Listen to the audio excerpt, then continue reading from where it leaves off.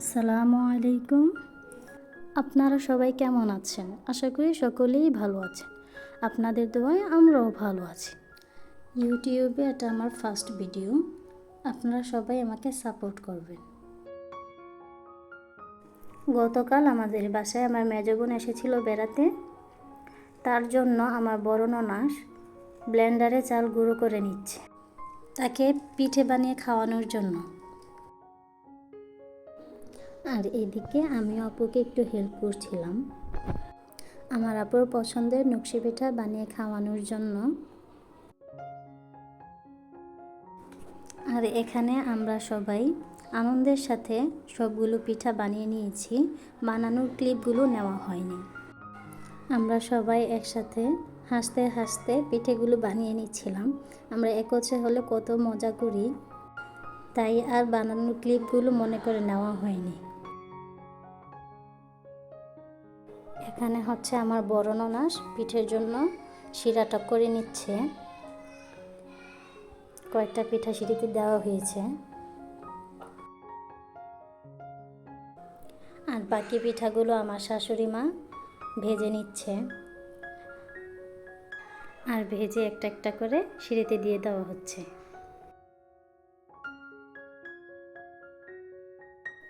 এখানে আমার বড় ননাস পিঠেগুলো একটা একটা করে শিরাতে দিয়ে উঠিয়ে নিচ্ছিল।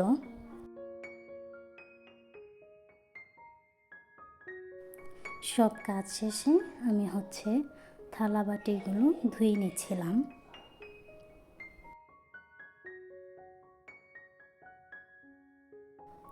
যেহেতু এটা আমার ফার্স্ট ভিডিও, আপনারা সকলে আমাকে সাপোর্ট করবেন।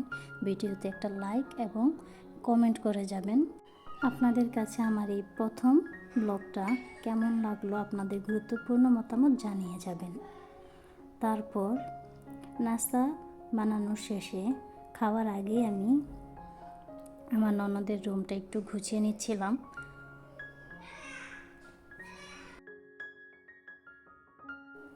এটা হচ্ছে আমার ছোট ননদের রুম।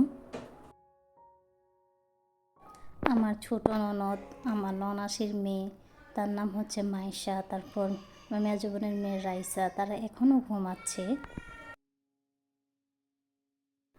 এটা হচ্ছে আমার শাশুড়ি মায়ের রুম।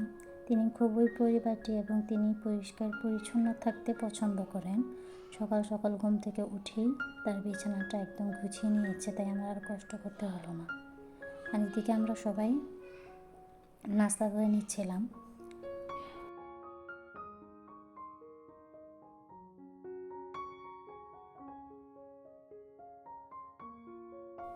আর এদিকে নাস্তা খাওয়া শেষে সবাই মিলে আড্ডা দিয়ে আমি এইদিকে রুমগুলো গুছিয়ে নিলাম।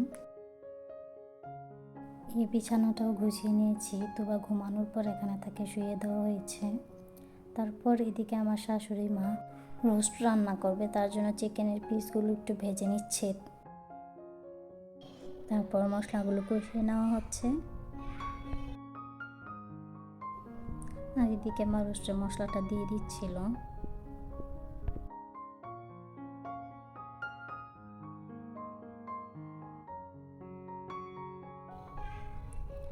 তারপর দুধটা দিয়ে দিচ্ছে। দুধ দেওয়ার পর আবারও মশলাটাকে কষিয়ে নিতে হবে।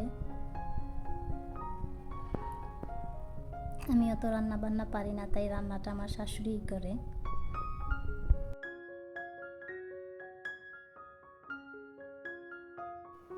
রান্নার দায়িত্বটা সবসময় আমার শাশুড়ি মায়ের উপরেই থাকে, আর তার হাতের রান্না খুবই মজা। এখানে চিকেনের পিসগুলো দিয়ে দেওয়া হচ্ছে। আমার মায়ের হাতের রান্নার প্রশংসা সবাই করে, অনেক মজা ওনার হাতের রান্না, তাই সবসময় রান্নার দায়িত্বটা ওনার উপরেই থাকে। এদিকে আমি সাহায্য করার জন্য একটু ঢেঁড়সগুলো কুচি করে দিয়েছি, ঢেঁড়স ভাজি করা হবে।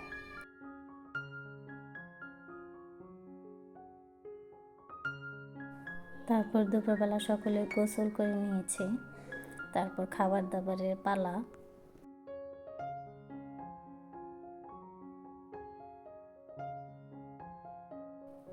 মা পোলাও, সাদা ভাত, ঢেঁড়স ভাজি, রোস্ট এবং মাছ রান্না করেছিল। সেগুলো ক্লিপ নেওয়া হয়নি, আমি ঘুমিয়েছিলাম।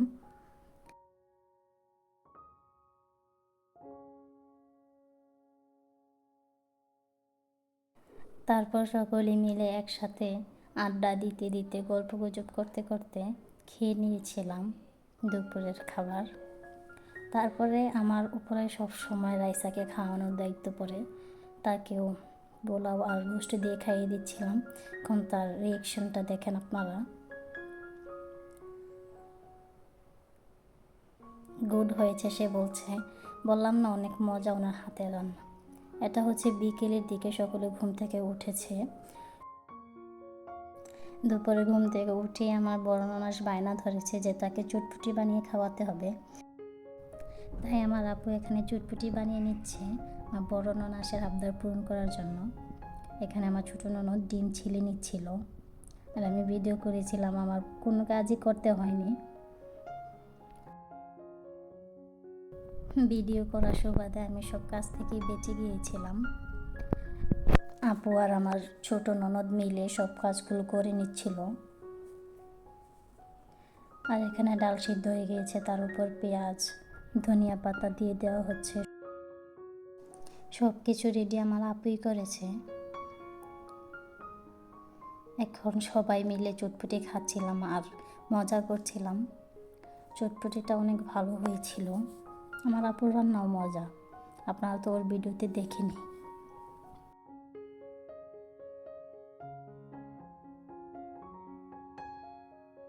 তো দেখতে দেখতে এবং আপনাদের সাথে আমার আনন্দের মুহূর্তগুলো শেয়ার করতে করতে আমি ভিডিওর একদম শেষ পর্যায়ে চলে এসেছি।